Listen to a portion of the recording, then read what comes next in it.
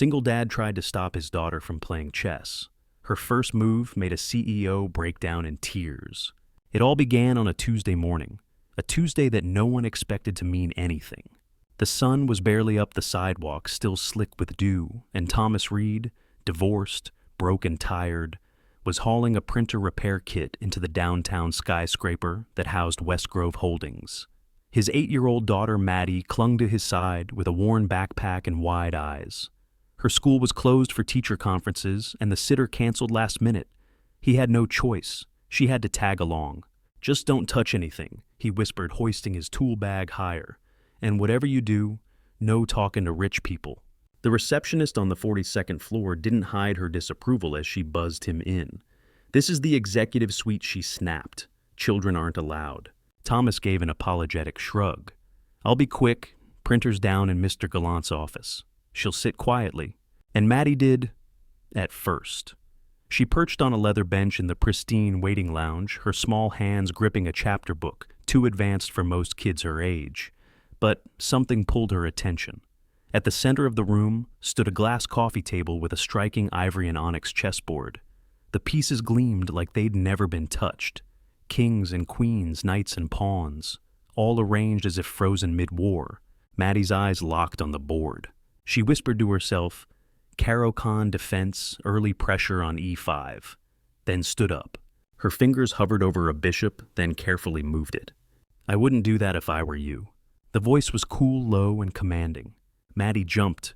A woman in a crimson blazer stepped into view, heels clicking sharply against the marble tile.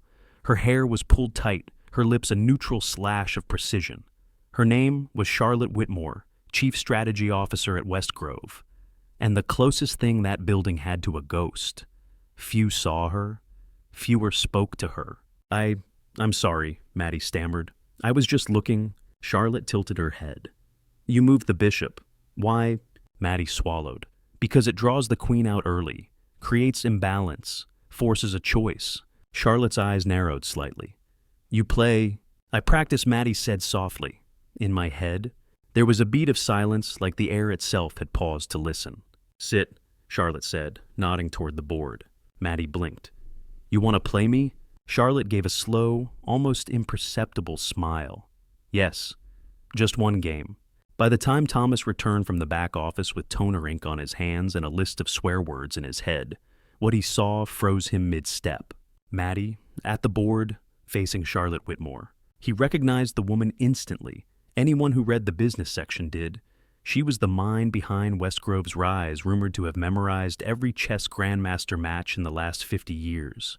No one got FaceTime with her, unless you were on the board, or the board itself. And there was Maddie deep in thought, gripping a knight like it held the weight of the world. Thomas stepped forward, heart pounding. "Miss Whitmore, I am so sorry." "She's brilliant," Charlotte said, eyes never leaving the board. Thomas blinked. "She's what?" Charlotte moved her queen. "Check." Maddie smiled faintly, then nudged her rook into place. "And now, you're forked." Charlotte stared. A long beat passed. "Indeed," she said finally. "Well played." Thomas was stunned. Maddie had just cornered the strategist of Westgrove Holdings, and Charlotte didn't seem angry. She seemed intrigued. The room held a new kind of silence now, one laced with something like awe. Charlotte stood slowly, eyes flicking between father and daughter. "Bring her back," she said quietly. "This Friday. After hours. I'd like to see how she handles endgame pressure." Thomas opened his mouth, then closed it. Every part of him screamed no. This was not their world. This was high-rise, high-stakes power. They lived in a one-bedroom apartment behind a bowling alley. But then Maddie looked up at him, eyes wide, hopeful. The kind of look he hadn't seen since her mother left. "Please, Dad." He rubbed the back of his neck, heart torn in two. "One game," he said finally. "Just one." Charlotte nodded once. But as she turned away, something in her gaze lingered. Something almost haunted. Outside on the walk to the car, Thomas watched his daughter skip beside him, her backpack bouncing, her smile untamed. "Dad," she whispered, "was she mad?" He shook his head. "No, baby, she wasn't mad. She was surprised." Maddie looked thoughtful.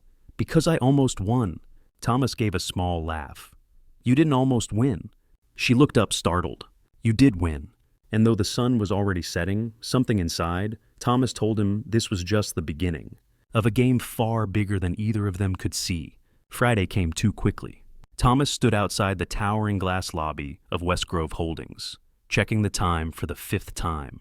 His worn work boots felt criminally out of place on the polished marble floor.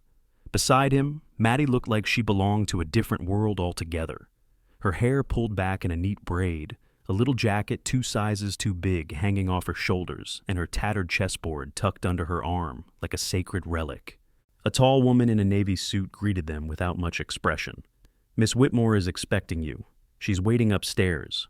The elevator ride felt like a slow ascent to another planet. The doors opened to silence. No bustling assistants. No ringing phones. Just the soft hum of recessed lighting and the faint scent of white roses in glass vases. And then there she was. Charlotte Whitmore stood in a sleek office that stretched into the city skyline. Her crimson blazer replaced by a soft gray sweater. No makeup, just eyes that saw too much. "Miss Whitmore?" Thomas began awkwardly. "I just want to be clear. Maddie doesn't need anything from you. She just loves the game." Charlotte nodded. "Understood." Maddie approached the board at the center of the room. Solid oak-carved pieces arranged in chivalric symmetry. "White or black?" Charlotte asked, gesturing. "White," Maddie said with a tiny smile. "I like to start things." The game began. Soft taps of polished wood echoed like a heartbeat in the silence. Thomas watched from the sidelines, hands stuffed in his coat pockets, unsure whether to sit or stand. He couldn't read Charlotte's expression, but something had changed. Her movements were slower, her breath more deliberate. "She's exceptional," she said without looking up. "How long has she been playing?" Thomas shrugged. "Since she was 4. But she's different. She doesn't memorize. She feels the board. She talks about it like it's alive." Charlotte's lips twitched. "I used to be that way." Maddie made a bold move. Knight to E5. Charlotte's eyes lifted surprised. "Interesting," she murmured, then glanced briefly at Thomas. "You ever get her tested?" "For giftedness." He shook his head. "What for?" "So she can sit in a room full of people telling her she's too much." "She is much," Charlotte said almost reverently. "I know," he replied. "She's everything." There was silence again, the kind that hung heavy with the weight of unsaid truths. When the game ended, Maddie had pinned Charlotte's queen with a ruthless precision. Charlotte leaned back, a distant look washing over her face. One Thomas couldn't place. "She reminds me of someone," she said quietly. Maddie packed up her pieces without a word. Thomas stood uneasy. "Look, I don't know what this is, but if this is about investing in her or sponsoring her or—" Charlotte turned to him. Her voice was a whisper. "8 years ago, I had a child." Thomas blinked. "I wasn't ready. My life, my father had just passed. I was handed this company before I could understand what I was giving up." She walked slowly to the window, arms folded tightly. "I signed the papers. I told myself it was better, that she'd go to someone kind, stable. I never knew where she ended up, until now." Thomas's face drained of color. "I had no idea," he whispered. Charlotte turned. "I ran a test after Monday. It came back yesterday." He stepped back slightly. "Are you saying—" "She's my daughter." Thomas was silent for a long time. Then finally he said, "She's not a decision anymore. She's a person. I know that now. She's not yours because of blood," he added, his voice firm. "She's mine because I stayed." Charlotte didn't argue. She only nodded. "I don't want to take her. I want to know her. Please." Maddie walked over, sensing the tension, but saying nothing. She looked up at Charlotte and handed her a single black pawn. "I think you dropped this," she said softly. Charlotte took it with trembling fingers. Thomas looked between them, then let out a long, slow breath. "One game at a time," he said. "That's all I can offer." Charlotte's eyes shimmered. "It's all I ask." As the elevator doors closed behind them, Maddie looked up at her father. "Who is she?" Thomas swallowed hard. "Someone who made a really hard choice a long time ago." Maddie nodded slowly. She seemed sad. "Yeah," he replied. "Some ghosts don't haunt you. They just wait for you to see them." And somewhere far above, Charlotte Whitmore sat alone at her chessboard, holding a pawn, like it was the last piece of something she'd broken, and maybe, just maybe, something she could still rebuild. Saturday morning came with gray skies and a chill in the air. Thomas stirred his black coffee with a spoon that clinked too loud in the quiet of their tiny kitchen. Maddie was at the table with her notebook open, sketching out chess patterns in between bites of toast. He watched her closely, the way her brows furrowed, the way her fingers hovered above paper, like she was touching something invisible. "What you working on?" he asked gently. An opening, she mumbled. Something new. He smiled faintly, then sat down across from her. "You didn't sleep much last night." "I had dreams," she said without looking up. "I saw pieces moving by themselves." Thomas leaned in. "Do you remember them?" She nodded. "Yeah, but it wasn't just chess. There were voices. Someone was saying they were sorry, that they should have stayed." His smile faded. For hours after last night's revelation, Thomas had sat alone in the living room, staring at the single photo he had of Maddie as a baby. The one tucked inside the shoebox of unofficial adoption papers, old letters, and the birth record he never questioned. The handwriting on the back had haunted him for years. "Her name is Madeline. Please love her like I couldn't." He had always wondered what "like I couldn't" meant. Now he knew. Charlotte Whitmore. He remembered reading about her years ago in the business pages. The youngest woman to take the reins of West Grove Holdings. A scandal. A quiet disappearance from public view. Rumors of a pregnancy that vanished without comment. And now, the silence in the apartment seemed heavier this morning, like it was pressing down on both of them. "Daddy," Maddie said suddenly, looking up. "Do you think I'm weird?" His heart ached. "Why would you ask that?" She hesitated. "Because Emma at school said I talk like I'm from space, and other kids don't understand when I explain the patterns. Even my teacher sometimes looks confused." Thomas exhaled and reached across the table. "Sweetheart, listen to me. The world will always be unsure about people who see it differently. But that doesn't make you weird." He placed his palm over hers. "It makes you rare." She stared at him wide-eyed. "Miss Whitmore didn't think I was weird," she said softly. He froze. She said I reminded her of someone she lost. He pulled his hand back slightly, as if burned. "What if she wants to keep me?" she whispered. "Like, take me away." Thomas's throat tightened. He forced his voice to be steady. "You're not something people keep, Maddie. You're someone people earn." She nodded slowly, but the question lingered behind her eyes. Later that day, while Maddie was napping, Thomas finally opened the bottom drawer of his closet. He pulled out the dusty shoebox and spread the contents on the bed. Letters from the lawyer, the unfiled adoption request, and that photo. The one with the date scribbled on the back and no signature. He flipped it over again, studied the slant of the handwriting, elegant, controlled, the same handwriting that had been on Charlotte's office door. A storm of questions surged inside him.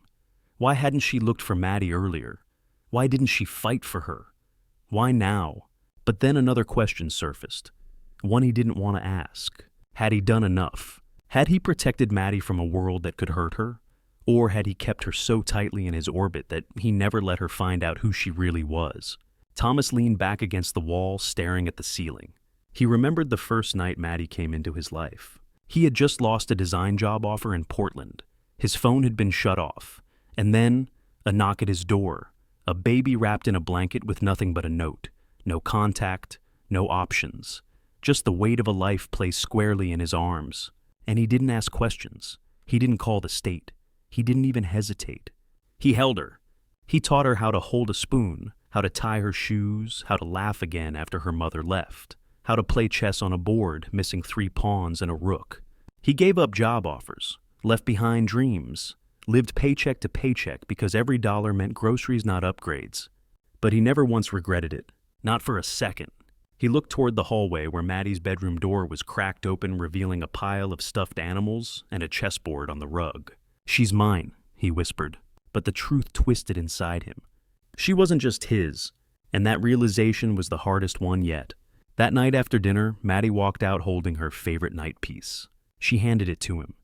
"Do you think she'll come back?" He hesitated. "I think she's already finding her way."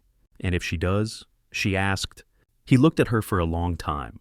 "If she does, then we find out what this game looks like, with 3 players. Maddie smiled faintly, then curled up beside him on the couch. Thomas closed his eyes. He wasn't ready for what came next, but he'd show up anyway. Because Love Like Chess was never about perfect moves. It was about showing up, even when the board is unfamiliar, and staying. The Grandview Atrium in New York City gleamed like something out of a dream. Marble floors stretched across the lobby like a chessboard made for giants. Velvet ropes guided clusters of parents and prodigies into the competition hall, where dozens of polished tables stood ready, each with a name card, a digital clock, and 2 pristine chess sets. Maddie Reed stood among them, her hands buried in the pockets of her hoodie sneakers, squeaking slightly on the marble. She looked out of place, small, quiet, and without a sponsor, a coach or a uniformed team behind her. Just her father, a duffel bag, and the belief that she belonged. Across the room, Thomas watched her nervously. His chest was tight. The train ride had been long. Charlotte had covered their entry fees and travel costs with a quiet nod and no strings attached.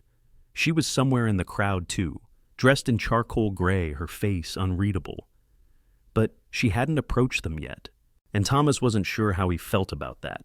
Maddie's first-round opponent was a boy named Jordan Tran, a national junior finalist with polished shoes, a monogram blazer, and a smirk that said he was used to winning. He barely looked at Maddie as he sat across from her. "Ready?" the match official asked. Maddie nodded once. The timer beeped. The match began. She opened with the Queen's Gambit, graceful and confident. Her pieces moved like a dance she'd rehearsed in her sleep. The boy hesitated, then countered with an aggressive central attack. Thomas watched from the spectator section, arms folded tightly, barely breathing. Beside him, Charlotte finally approached. "She's composed," she whispered. "She's terrified," Thomas replied, never taking his eyes off Maddie. Charlotte didn't argue. Instead, she watched Maddie's hands. Small, careful, but twitching slightly now. By move 12, the boy had launched a risky exchange. Maddie countered. A rook for a knight. Calculated. But then, she paused. Her fingers hovered over the queen. Thomas tensed. She moved. Charlotte leaned forward. That's not her usual rhythm. She didn't see the fork, Thomas murmured. He's trapping her. The board turned quickly after that. Jordan swept her left flank with a bishop sacrifice that forced her king into the open. 10 moves, later it was over. "Checkmate," he said bluntly, barely making eye contact. Maddie stared at the board. Her hands fell limp at her sides. She stood up slowly, nodded politely, and turned away, leaving her ribbon on the table behind her. Thomas caught her halfway down the aisle. She didn't look at him. "Hey," he said gently. "You okay?" "I lost."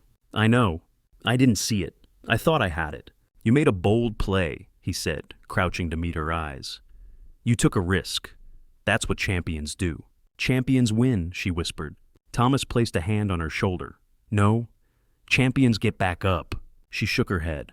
"I don't want to talk right now." Charlotte approached quietly, her eyes filled with something unspoken.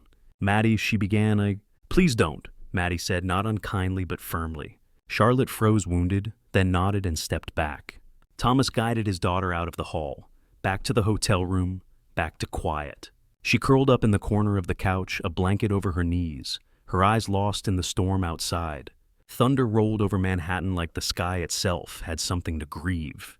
2 mugs of hot cocoa sat untouched on the coffee table. Thomas didn't speak. He just sat across from her, waited. Finally, she whispered, "I disappointed you." He blinked. "Why would you think that?" "Because I didn't win? Everyone thought I would. Everyone expected me to. No one in this world has ever expected more from you than you do," he said softly. She looked down at her lap. "I failed." Thomas exhaled and slowly reached into his wallet. From it, he pulled a faded, crinkled receipt. He unfolded it with care. "Know what this is?" She shook her head. "It's the receipt from the pawn shop where I bought your first chessboard. $8. I bought it the day you turned 4. She blinked. "We didn't have a cake, so I stuck a candle in a bowl of mac and cheese." A ghost of a smile flickered on her face. "You lost every game for months," he continued. "You'd cry when you couldn't protect the king, but you never stopped showing up. You just kept learning." She looked up, eyes glassy. "Why are you telling me this?" "Because that receipt isn't about money. It's about the moment I realized what you were capable of. I don't love you because you win. I love you because you try." Maddie swallowed hard. "I'm scared I'm not as good as everyone thinks." He leaned forward, "Then show them what someone brave looks like." That evening after Maddie fell asleep, there was a knock at the door. Charlotte stood there holding a book. "I just want a minute," she said quietly. Thomas hesitated, then stepped aside. Charlotte crossed the room slowly and sat on the edge of the couch near Maddie's curled-up form. She looked at the girl, then whispered, "I wanted to say something. Not as someone who sees your talent, but as someone who knows what it means to lose and not know who you are without it." Maddie peeked out from beneath the blanket. "I lost today," she said. "I've lost things that never came back," Charlotte replied. "Like what?" "A family, a piece of myself, the chance to tell someone how much they meant to me before it was too late." Maddie sat up slowly. "Did they ever come back?" Charlotte's voice cracked. "No!" A silence settled between them. Then Maddie said, "I'm not mad at you. I was just embarrassed." "You don't ever need to be embarrassed with me," Charlotte said, reaching out carefully. Maddie's hand found hers. Their fingers curled together. Thomas watched from the doorway. And in that quiet candlelit room, something shifted. Not forgiveness, not yet, but maybe the beginning of it. The next morning broke soft and golden. Sunlight filtered through the hotel curtains in long, warm beams. Outside, the streets of Manhattan hummed with early city life. But inside room 1403, the world had shrunk to one conversation that couldn't wait any longer. Thomas stood by the window, arms crossed, staring down at the street below. His heart thudded steadily as if bracing for an earthquake. Charlotte was seated at the edge of the bed, her hands folded neatly in her lap. A quiet storm gathered in her chest, but her face, ever composed, gave little away. Maddie sat between them, her knees tucked into her oversized hoodie. She wasn't playing with her night piece. She wasn't reading. She was just watching, waiting. Charlotte cleared her throat. "There's something I need to tell you, Maddie, and I need you to listen all the way through, even if it sounds strange at first." Maddie's eyes locked on hers. "Okay." Charlotte inhaled. 9 years ago, I had a baby girl. I was young and scared. I'd just taken over a company I wasn't ready for, and my life felt like a hurricane. I didn't believe I could be the kind of mother she needed. So, I let someone else raise her. I believed it was the right choice. Thomas watched closely, jaw tight. Charlotte's voice trembled. "That little girl was you." The room froze. The clock ticked. Maddie's mouth parted slightly, but no words came. "You're my mom?" she asked, voice barely above a whisper. Charlotte nodded slowly. "Yes." Maddie looked down at her hands. Thomas took a step closer. He opened his mouth to speak, but she raised her hand gently, quiet, composed, as if she needed the silence to breathe. "I always thought I didn't come from anyone," she murmured, "but now I came from someone who plays chess like fire." Charlotte smiled faintly, but her eyes were wet. "I don't expect forgiveness, Maddie. I just needed you to hear it from me." Maddie looked back up. Her eyes were unreadable. "Why now?" she asked. "Because you deserve the truth before you go back into that tournament hall. Because you deserve to know where you come from and where your strength comes from." Maddie was quiet for a long time. Then she said, "I'm still playing today as Maddie Reed." Charlotte nodded. "Of course, but maybe someday," Maddie added, "I'll be Reed Whitmore." A single tear slid down Charlotte's cheek. "I would be honored." A soft chime rang from the bedside clock. The tournament was starting soon. Thomas knelt beside his daughter, adjusting her sleeve. "You don't have to win to matter," he whispered. "I know," she said, "but it's okay if I want to." A knock came at the door, a tournament official waiting to escort them. Charlotte turned to Thomas. "May I sit with you?" During her game, he hesitated, then looked at Maddie. "It's okay, Daddy," she said. "You can both sit together today." They shared a glance, father and mother. Two people who had failed and fought and given everything in their own way. And now they were being invited into something neither one of them had planned for. A shared seat at the edge of something beautiful. The atrium was packed when they arrived. Cameras clicked, commentators whispered. A velvet rope separated the crowd from the board. The final match. Maddie's name was on the card. Her opponent, Gabriel Cho.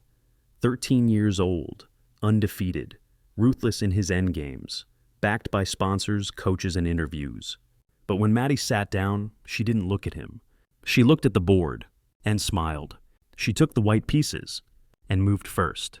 From the front row, Thomas and Charlotte sat side by side, not touching, not speaking, but both leaning forward as if their hearts were tethered to every move she made.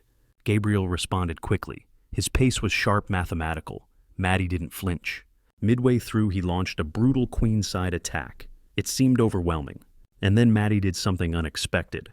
She moved her knight. Just 2 squares over, 1 up, a soft click. Gasps rippled through the room. She's not countering, one commentator whispered. She's redirecting the pressure. Knight to F6, another murmured. It's a trap. Thomas leaned toward Charlotte. She used that move on me last month. I never saw it coming. Charlotte looked at him with something like wonder. She gets it from both of us, she whispered. And in that moment, Thomas didn't argue. The final 5 moves played out in near silence. Then, checkmate. Gabriel blinked. Maddie extended her hand. Thank you for a great game. He shook it dazed. You're incredible. She stood trophy raised a moment later, but her eyes weren't on the cameras. They were on the 2 people in the front row sitting shoulder to shoulder. Waiting, Thomas stepped forward. You did it. She shook her head. We did. Charlotte crouched down beside her. I'm proud of you, Maddie. Not for winning, for being brave enough to play your way. Maddie smiled, then paused. I'm still mad, she said honestly. A little? Charlotte nodded. You're allowed to be, but I'm also glad you came back. Charlotte blinked hard. So am I. Thomas stepped beside them. So, what do you want to do next, champ? Maddie grinned. Grilled cheese. Thomas laughed. That's it. Well, that and maybe a rematch, she added, looking between them both. A rematch? Charlotte asked. Maddie raised an eyebrow. 2-on-1. Let's see if either of you can keep up. And just like that, the tournament faded away. The lights dimmed, the applause drifted, but something far more lasting remained. A family, built not by blood but by choice, and a girl who turned broken pieces into a board no one ever expected. 2 weeks later, in the heart of a quiet neighborhood just outside the city, the leaves turned amber and gold as autumn crept over the trees. Maddie stood at the gate of a community park with her arms crossed, scanning the rows of picnic tables. Her old chessboard was tucked under one arm, and a laminated name tag hung from a string around her neck. It read, Maddie Reed Whitmore, volunteer coach. Across the lawn, fold-out tables were spread beneath sycamore trees. Each one bore a basic chess set, some plastic, some wooden, a few with missing pawns. But all of them buzzed with energy. Kids of all ages sat in pairs learning openings and practicing checkmates. Volunteers circled, helping them think through each move. A handmade banner stretched across the entrance. City Youth Chess Clinic, sponsored by the Reed Whitmore Foundation.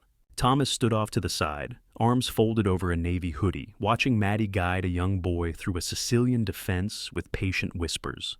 A few feet away, Charlotte passed out lemonade in paper cups and greeted a new parent who had just arrived. It didn't look like much, but it felt like something enormous. Something earned. Something real.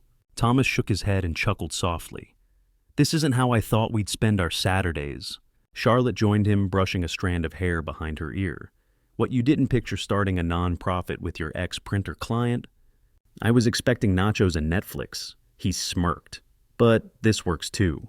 She smiled more genuinely than she had in years. They show up. These kids. They're hungry for it. Thomas nodded. It's not about trophies. It's about being seen. Across the lawn, Maddie helped a shy girl reposition her rook. That's okay, she said gently. Just try again. The board will wait for you. Charlotte's eyes shimmered. Where did she learn to speak like that? She's been listening her whole life, Thomas replied.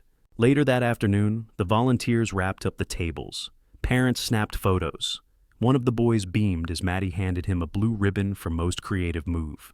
She turned and saw Thomas and Charlotte standing side by side near the playground fence. She ran to them, her ponytail bouncing, and threw her arms around Thomas. You saw that. Every move he said, scooping her up. She turned to Charlotte. He told me he was scared of playing, that he wasn't smart enough, so I told him what you told me once. Charlotte tilted her head. What's that? Maddie took her hand.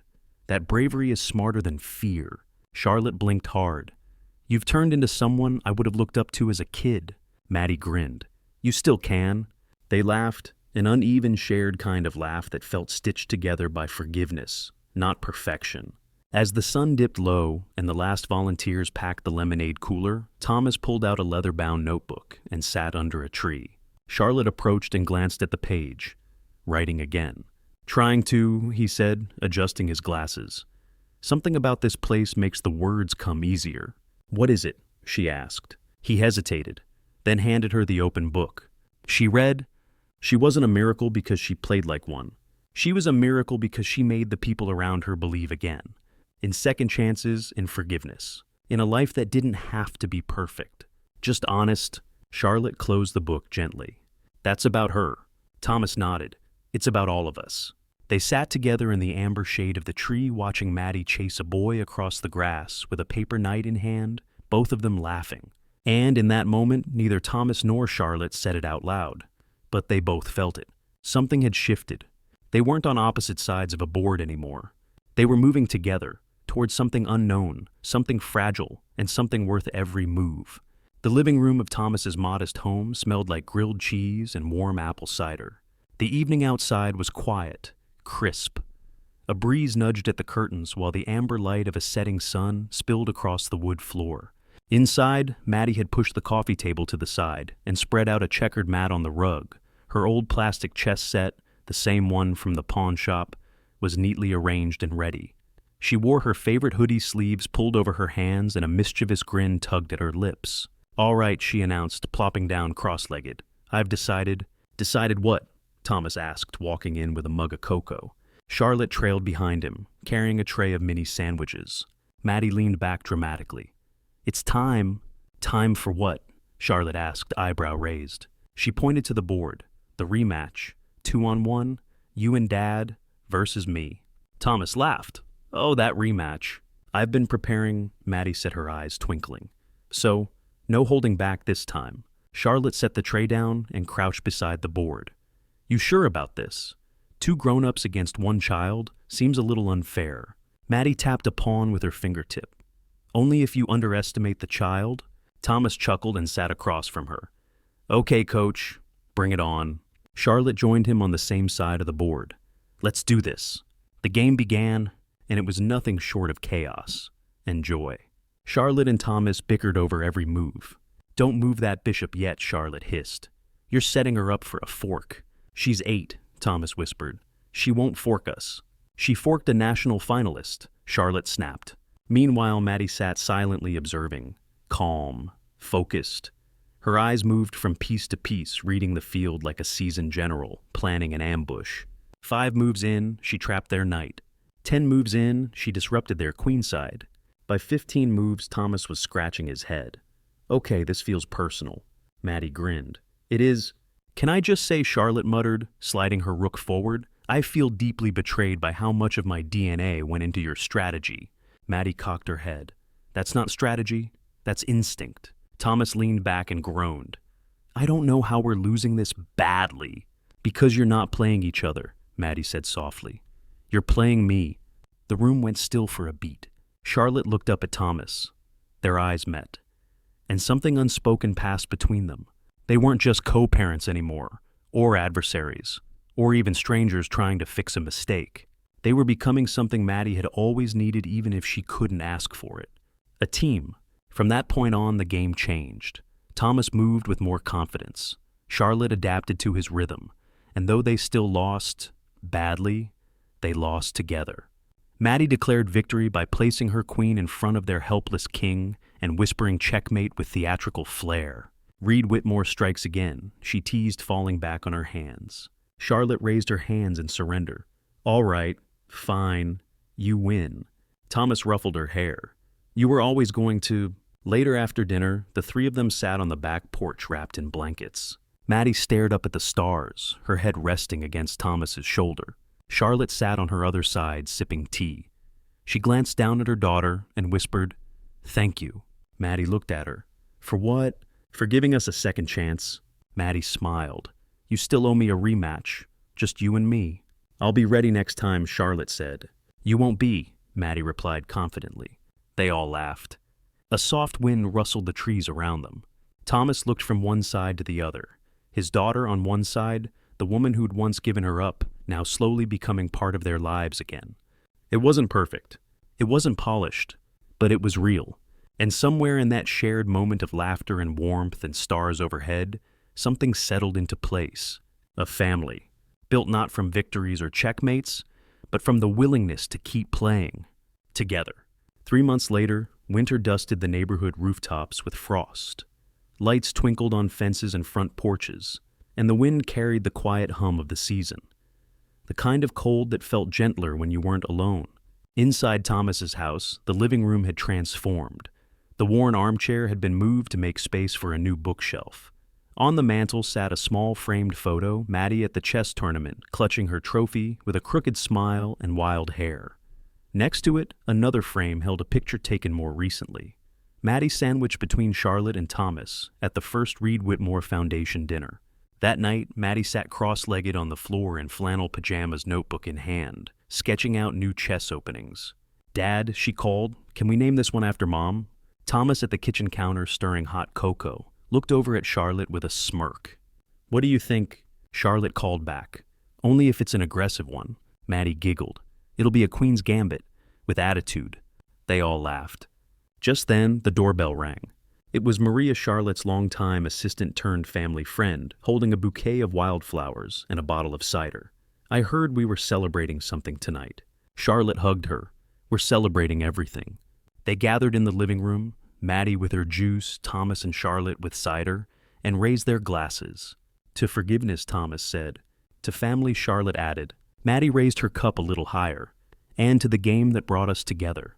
The clink of glasses was quiet, but the moment was thunderous in meaning. Later, after Maria left and the dishes were done, Maddie sat beside Thomas on the porch steps, bundled in a blanket. The air was crisp and stars blinked faintly overhead. "Dad," she asked. "Yeah, sweetheart. If I have two people who love me, who's my real mom?" Thomas looked at her, then turned his body to face her, fully. The porch light cast shadows across his face, but his eyes were steady. "That's not a simple question," he said. "I know," she whispered. He took a breath. "You were born from her body, but you were raised by my heart, and you don't have to choose. Love doesn't ask you to pick sides. It asks you to open both hands." Maddie blinked, tears glistening. "But it feels like I'm in the middle of something that started before I even got here."